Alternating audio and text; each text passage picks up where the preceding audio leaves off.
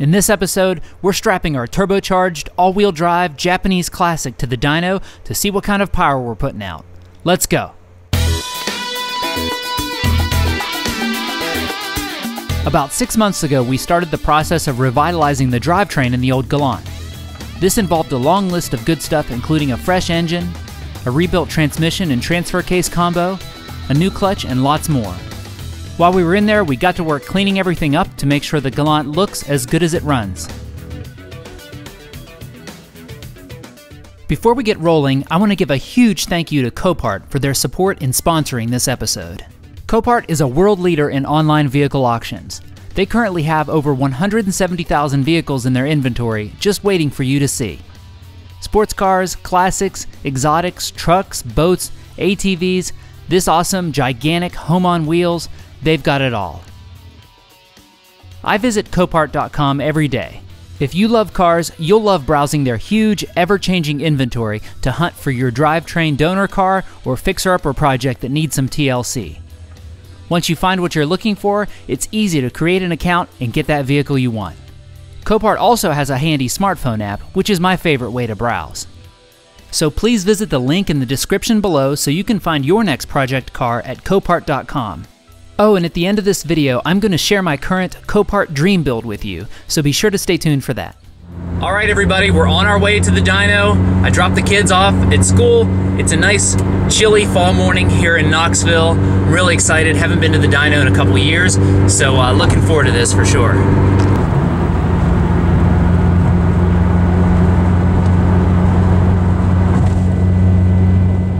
Here we are at Fast Tech Motorsports, which is an awesome performance shop based here in Knoxville, Tennessee.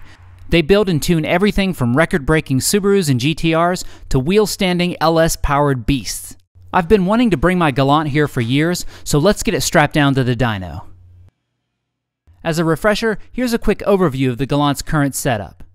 You can see a complete mod list on my website. I'll put the link in the description below.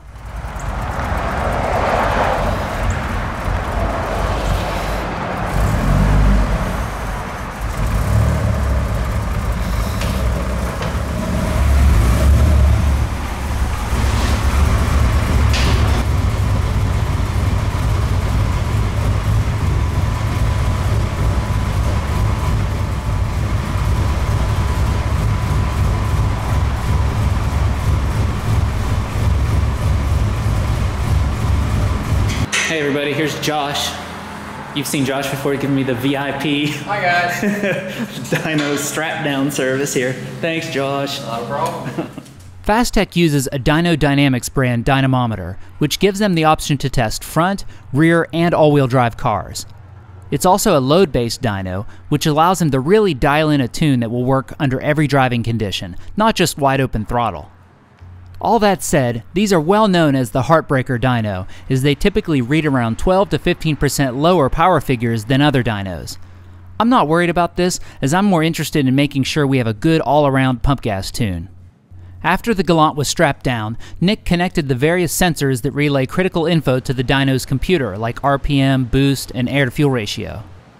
Before we got rolling, Nick asked me a variety of questions about my goals. Mainly, I wanted a powerful yet safe 93-octane tune.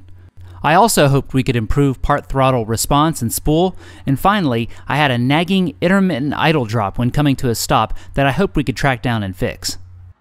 Nick got right to work, starting with a variety of part throttle and cruise tests.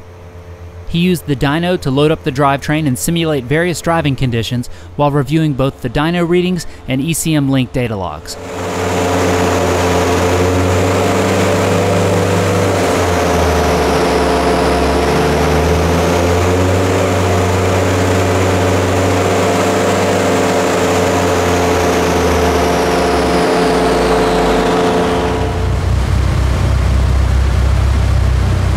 Nick quickly found the source of the intermittent idle weirdness, a faulty idle switch, which is common with these cars.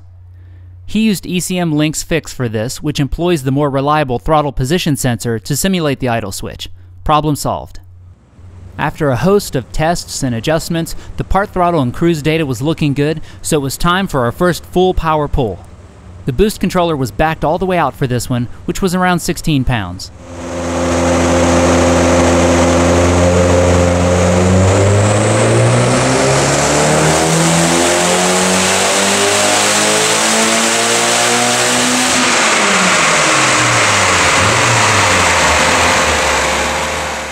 The result was 241 horsepower, a pretty good starting point. After reviewing the data and making some more adjustments, it was time for another pull.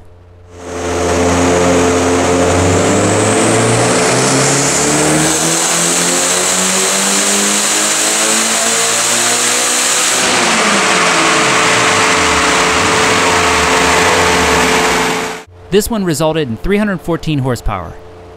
Nick was happy with everything he saw, so let's add some boost to the party.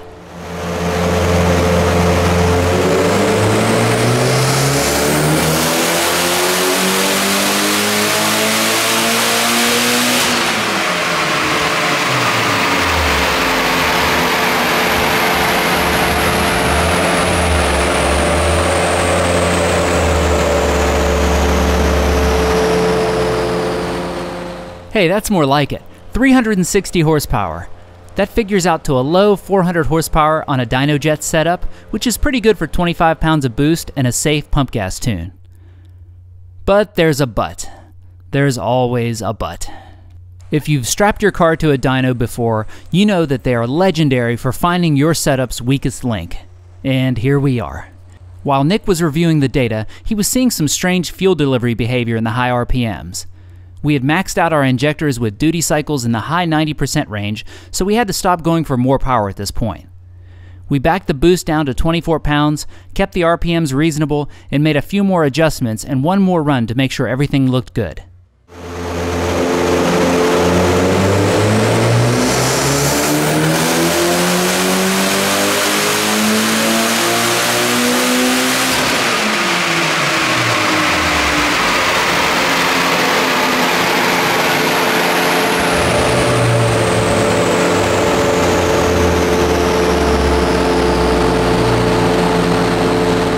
In this run, the Galant laid down 356 horsepower and 325 foot-pounds of torque. Nice! Even with the injector issue, I'm thrilled with how this day went.